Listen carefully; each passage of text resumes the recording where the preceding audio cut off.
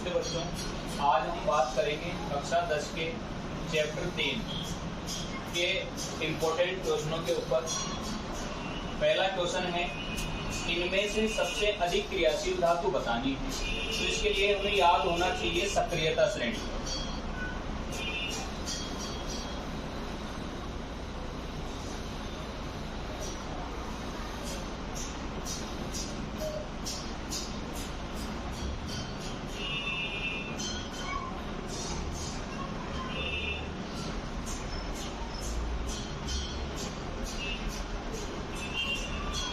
अब इसमें से हमें सर्वाधिक क्रियाशील तत्व बताना है। तो इस श्रेणी में जो सर्वाधिक ऊपर आता है वो सर्वाधिक क्रियाशील होता है, जो तत्व नीचे आता है वो कम क्रियाशील होता है। तो यहाँ पे पोटेशियम, सोडियम सर्वाधिक क्रियाशील धातु है, लेकिन इसमें से हमें इनमें जो ऑप्शन दे रखा है, ऑप्शन के हिसाब से हमें बताना है कि इनमें से कौन सा सर्वाधिक क्रियाशील है। सोडियम, पारा, सीसा, लोहा। तो इसका उत्तर हो जाएगा सोडियम। देखो भाई, सक्रियता श्रेणी को याद कैसे करेंगे, इनको मिला मिला के बोलना है हमें। कोसो के एक एक शब्द लेना है। कोसो के, इनको मिला के बोलेंगे मेग एल जी। कोसो के मेग एल जी, इनको बोलेंगे लो ले हा, लोलेहा। इनको बोलेंगे का मर सी। इस तरीके से टुकड़ों में याद करना है। कोसो के पोटेशियम, सोडियम, कैल्शियम। मेग एल जी मैग्नीशियम, एल्यूमिनियम, जिंक। लोलेहा, लोहा, लेड, हाइड्रोजन। कामर्सिगो, कॉपर, मरकरी, सिल्वर, गोल्ड। इस तरीके से इनको याद कर सकते हैं सक्रियता श्रेणी को। नेक्स्ट क्वेश्चन है, लोहे के फ्राइंग पैन को जंग से बचाने के लिए निम्न में से कौन सी विधि उपयुक्त है। तो हमें बताना है कि लोहे का जो पैन है उसको जंग से बचाने के लिए कौन सी विधि ज्यादा सही रहेगी। तो इसमें से ग्रीस लगाना, ग्रीस पैन पर लगाना उचित नहीं होगा, पेंट नहीं लगाएंगे। जिंक की परत चढ़ाना, ऑप्शन इसमें उपयुक्त सभी हो सकता है, लेकिन अपने को उपयुक्त तरीका ढूंढना है। तो उपयुक्त तरीका हो जाएगा जिंक की परत चढ़ाकर। इसका उत्तर है स। सोने और प्लेटिनम को गलाने वाले अम्लराज का नाम बताना है। तो अम्लराज होता है एक्वा रेजिया, जो कि 3 भाग HCl और 1 भाग HNO3 नाइट्रिक अम्ल के मिश्रण को एक्वा रेजिया या अम्लराज बोलते हैं। तो सोने और प्लेटिनम जैसी धातुओं को गलाने की क्षमता रखने वाले अम्ल का नाम हो जाएगा एक्वा रेजिया, अम्लराज। जो कि अम्लराज एक्वा रेजिया क्या होता है, 3 भाग हाइड्रोक्लोरिक अम्ल और 1 भाग नाइट्रिक अम्ल के मिश्रण को बोलते हैं एक्वा रेजिया। तो इसका आंसर हो जाएगा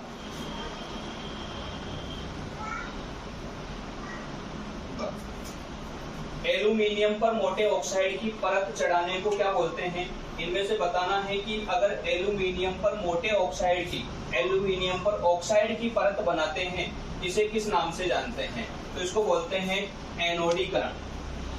इसका आंसर हो जाएगा। नेक्स्ट क्वेश्चन है, ये जो अभिक्रिया है किस प्रकार की है। Fe2O3 की अभिक्रिया आयरन ऑक्साइड की क्रिया अगर एल्यूमिनियम के साथ कराते हैं तो यहाँ पे लोहा और एल्यूमिनियम ऑक्साइड साथ में उष्मा उत्पन्न होती है, मतलब वो जो पदार्थ होता है गर्म हो जाता है।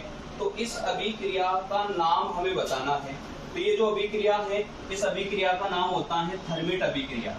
कौन सी अभिक्रिया, थर्मिट अभिक्रिया। और ये जो अभिक्रिया है, इस अभिक्रिया का उपयोग लोहे के पुर्जों को भरने के लिए किया जाता है। नेक्स्ट क्वेश्चन देखिए भी, यसद लेपन में किस धातु की परत चढ़ाई जाती है। यसद लेपन क्या होता है, जब किसी धातु पर जस्ते की परत चढ़ाते हैं उसको बोलते हैं यसद लेपन। तो यसद लेपन में कौन से धातु की परत चढ़ाते हैं? तो यहाँ पे तांबा, एल्यूमिनियम, जस्ता, चांदी। तो आंसर में आ जाएगा जस्ता, जस्ता, जिंक। नेक्स्ट क्वेश्चन है, सल्फाइड अयस्क को वायु की उपस्थिति में गर्म करने को बोलते हैं। हमारे पास में कोई सल्फाइड अयस्क है, उसको अगर वायु की उपस्थिति में गर्म किया जाता है उसको बोलते हैं भर्जन। तो उत्तर हमारा हो जाएगा भर्जन। नेक्स्ट क्वेश्चन, कार्बोनेट अयस्क को वायु की अनुपस्थिति में, भर्जन जो क्रिया होती है वायु की उपस्थिति में होती है और निस्तापन अभिक्रिया जो होती है ये वायु की अनुपस्थिति में होती है। तो कार्बोनेट अयस्क को वायु की अनुपस्थिति में गर्म करने को क्या बोलते हैं? वो बोलते हैं निस्तापन। तो इसका उत्तर हो जाएगा निस्तापन।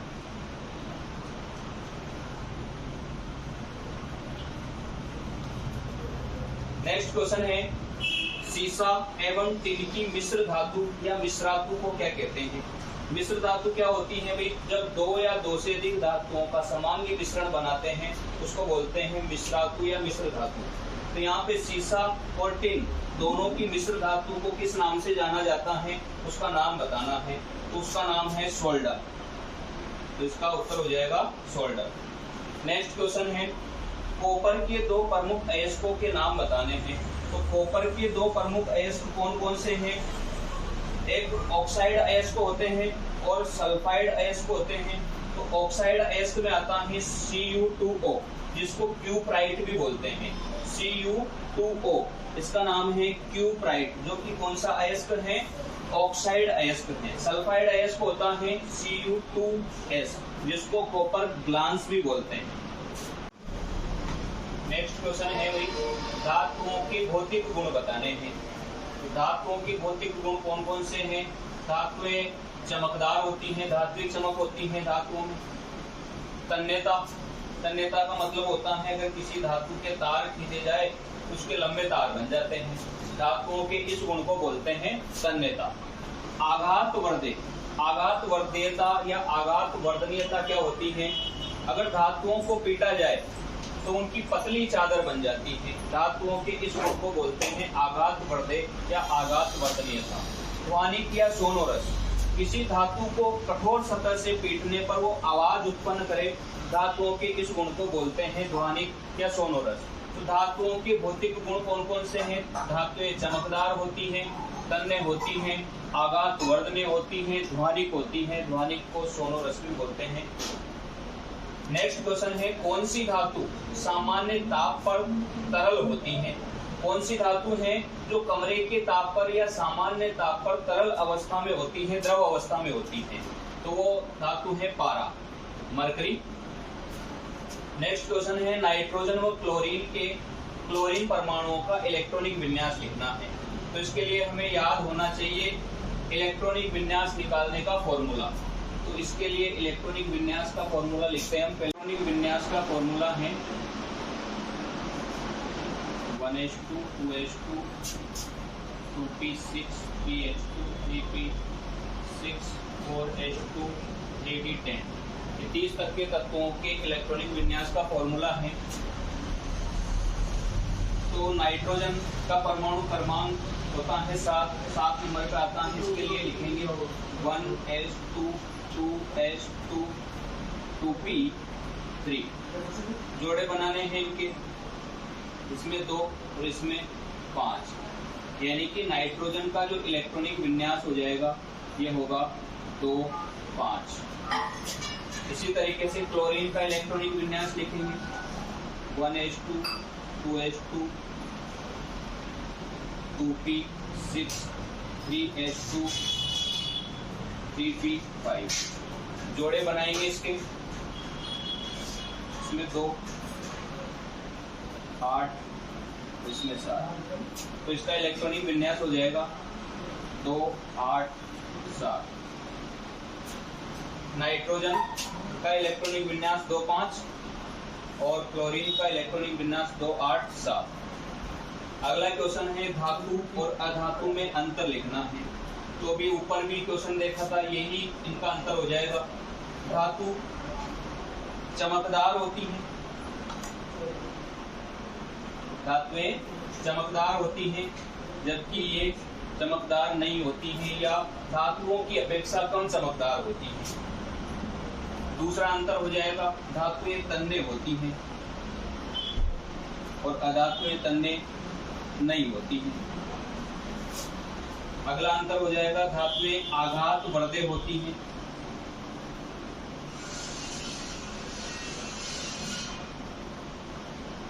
धातुएं आघात वर्धे होती हैं, जबकि अधातुएं आघात वर्धे नहीं होती हैं।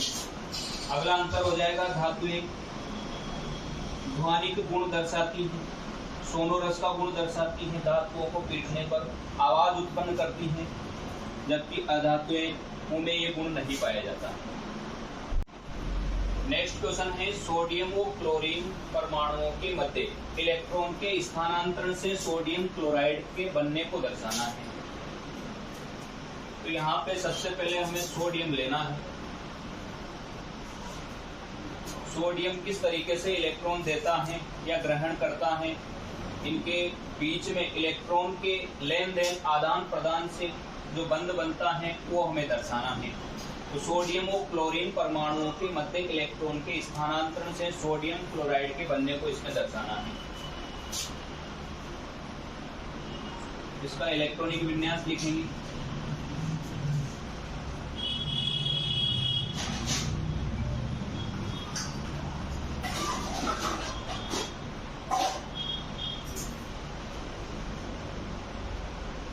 इसका इलेक्ट्रॉनिक विन्यास हो जाएगा 281।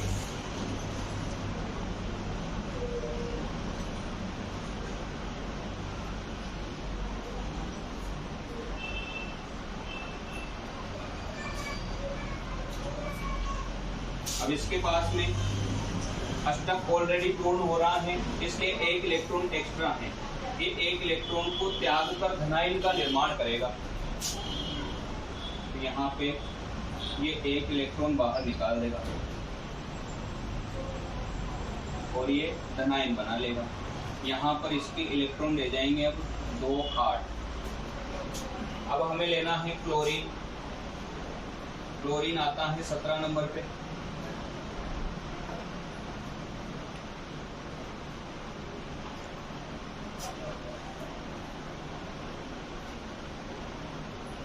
जोड़े बनाने हैं इनके।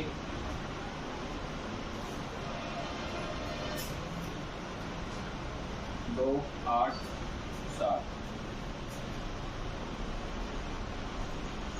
जो क्लोरीन है, क्लोरीन के बाह्यतम कोश में 7 इलेक्ट्रॉन है। इसको 8 करने के लिए 1 इलेक्ट्रॉन की आवश्यकता है और ये इलेक्ट्रॉन ग्रहण करके ऋणायन का निर्माण करेगा। तो यहाँ पे ये 1 इलेक्ट्रॉन इसमें ऐड करेंगे, 1 इलेक्ट्रॉन इसमें जोड़ेंगे। तो इलेक्ट्रॉन ग्रहण करने पर ये करेगा ऋणायन का निर्माण। इसका इलेक्ट्रॉनिक विन्यास 2 8 7 था, जो कि अब हो जाएगा 2 8 8। इनकी इलेक्ट्रॉनिक बिंदु संरचना लिखनी है।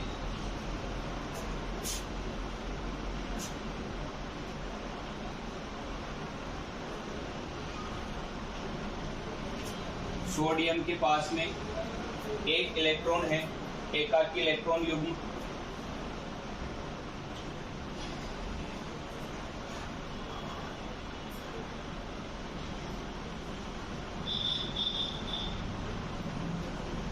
क्लोरीन के पास में बाह्यतम कोश में 7 इलेक्ट्रॉन है, ये इसको 1 इलेक्ट्रॉन दे देगा। यहाँ पर 8 इलेक्ट्रॉन हो जाएंगे। ये जो है इलेक्ट्रॉन दान करके धनायन का निर्माण करेगा और ये इलेक्ट्रॉन ग्रहण करके ऋणायन का निर्माण कर लेगा।